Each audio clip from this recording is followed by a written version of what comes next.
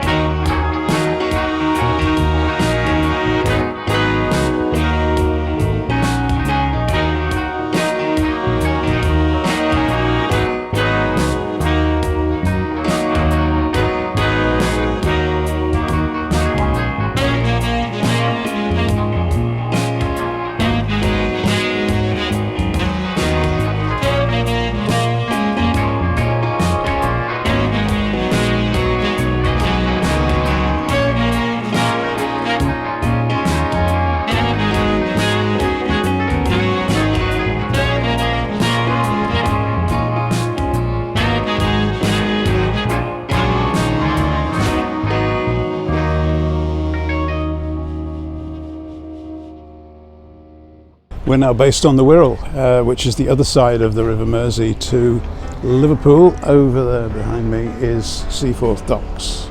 So we're based on the Wirral side of the River Mersey, but in this month's video I've been over to Liverpool, been on the underground. You can get that from this side of the river. You can go by the Merseyrail on the old trains.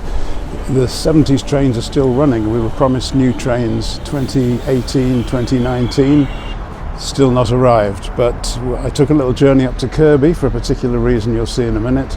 And on the way I caught a glimpse of one of the new trains in the sidings at Kirkdale. So they're there, but they're just not in service yet. I took the train to Kirkby because they're building a new railway station at Kirkby. Now they built a new one at Maghull North a few years back, and I went and videoed that. Couldn't find any signs of the new Kirkby station yet. Apparently they've only just started doing it. The old Kirkby station has a bit of a walk through onto the main lines up to Preston and Manchester. So Merseyrail ends at Kirkby. They're going to do that in a new way with the new Kirkby station, as this CGI shows you.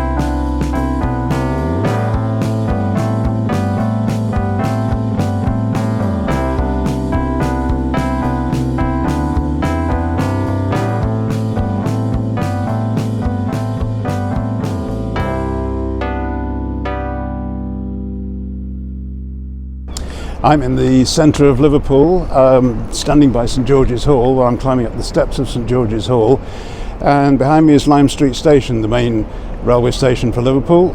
The whole area in front of here is being totally redeveloped and refurbished, so let's have a quick look round at this.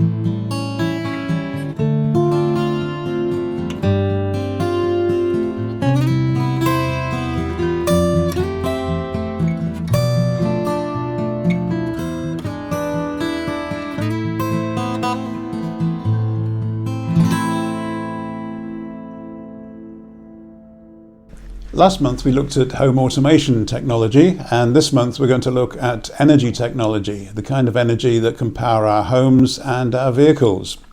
Yes, hydrogen. And for those who've been regular viewers for a while, you may remember that last year in May 2021, we went to Rotherham to look at a hydrogen filling station. Now, the reason we had to do this was because there aren't many in the country. Where we live over on the west coast, there aren't any anywhere near us. And if you look at the list that's scrolling past you, you'll see that they're in Aberdeen, they're down in Swindon, but most of them are around the M25. This one at Rotherham in South Yorkshire was the nearest to us. So unless you live around Sheffield, then you're probably not going to have a hydrogen-powered car. The idea of the ITM filling station at Rotherham was a very good one because we need green hydrogen. That means getting it from renewable electricity. So on site there's a great big wind turbine, and this generates electricity to do the electrolysis. So you turn water into hydrogen and you store it in big tanks on the site. You sell some to the motorists, who will probably number about one a week. And then the rest of it gets converted back to electricity to run the industrial estate that's immediately behind the filling station. And what you've done there is create a huge battery for mains electricity of the type that's just not possible with any other type of battery technology. Yes, you're backing up the electricity as hydrogen and then turning it back to electricity when you need it. That's a fairly brilliant idea, and that's going to be the future for some of the things that we need. As for hydrogen vehicles themselves, we'll be looking at those this month, and also the history of hydrogen. For more information on ITM Power's open and planned stations, and to apply for a fuel card, please visit the ITM Power website. There's an awful lot of people signed up to hydrogen. They're called the Hydrogen Council. They've all joined. All these people on the screen have joined the Hydrogen Council. Hydrogen itself is the first element in the periodic table, if you don't remember that from school.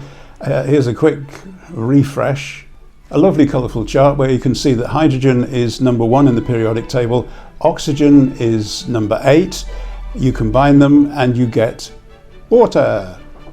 I believe that hydrogen is number 1 because it's done by atomic weight, and hydrogen is very lightweight.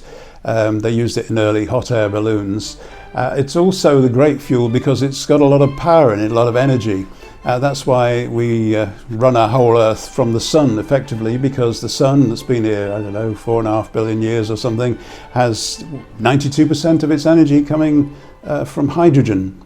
I'm just worshipping the sun myself. It's keeping me warm by this window and providing all that light out there. So hydrogen was discovered by a Brit in 1766. Henry Cavendish was doing some experiments with what was then called, I think it was flammable air they called it, and he discovered hydrogen through a few little explosions. Those who may have tampered a bit with hydrogen will probably have had a few explosions of their own.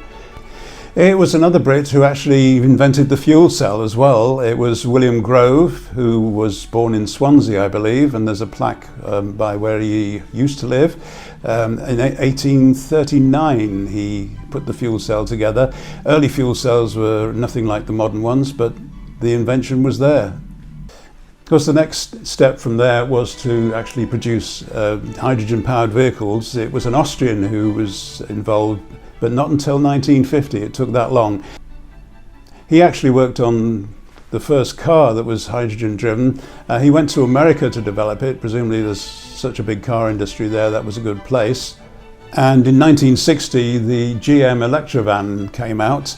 If you look at the pictures, you'll see that there was room for 2 people in this big van. The rest of it was all the fuel cell technology.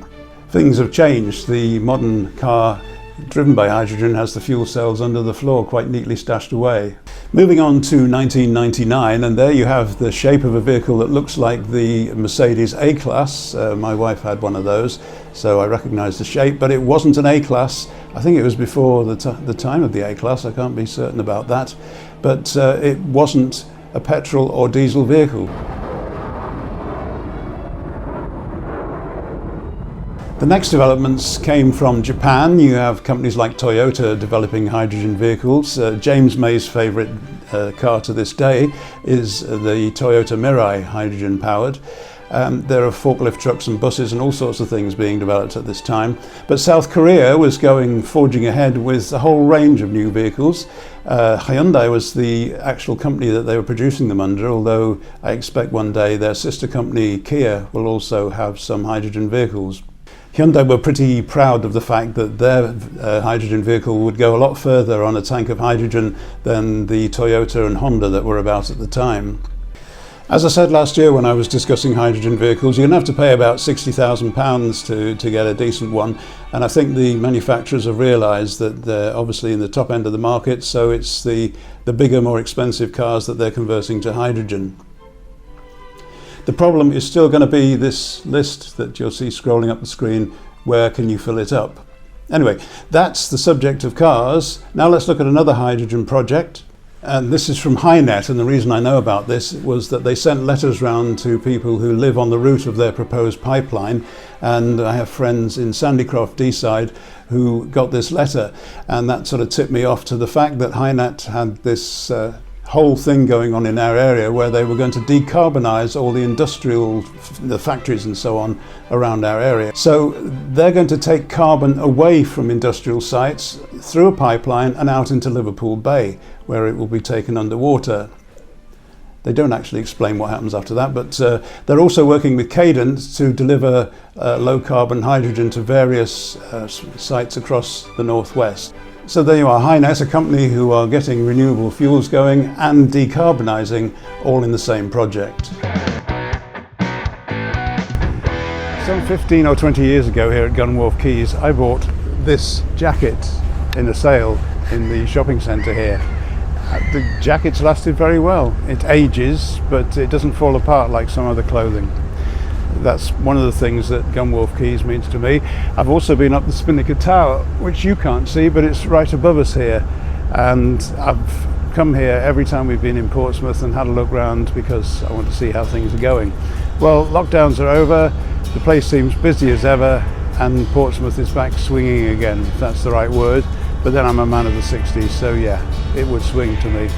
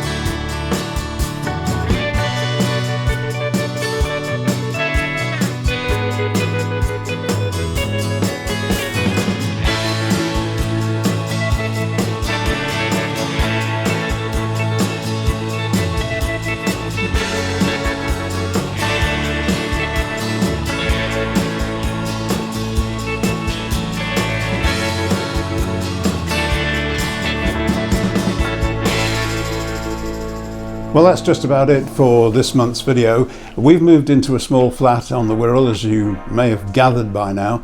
And small means all these boxes that came from our rather large bungalow have got to be unpacked and the stuff's got to go somewhere. Luckily we have a garage for some of it. It means also that I won't have a nice big studio I can wander around in, kind of doing TV production stuff. I'm going to have to be like the vloggers, where I sit in front of a camera at a desk. Thing is, I haven't got a desk, so I've cleared a space for it here, and I've been looking at the desks that vloggers are using, and I saw this picture of a guy who was vlogging, I would guess, and he's got a counterbalance weight on his boom arm that I thought was quite inventive. With that, if you use a lightweight camera, you don't put much water in the bottle. If you've got a big heavy camera, you add some more water to the bottle. Brilliant. Someone should market that. So he's got the desk that I'd spotted that would be useful for me. So I had a look at the company's promotional video, and I think I was impressed enough to buy one. Yes, I've got one on order now. Was it the desk? Was it the rather nice girl that was sitting at the desk in the video, or was it her cat? I think it was probably the fluffy cat. Anyway, that desk will be with us next month, and I'll show you how that works because it's electric. I'm not the only one who's been having to move a lot of stuff and get rid of a lot of things. My friend Colin, the photographer, has had the same problem.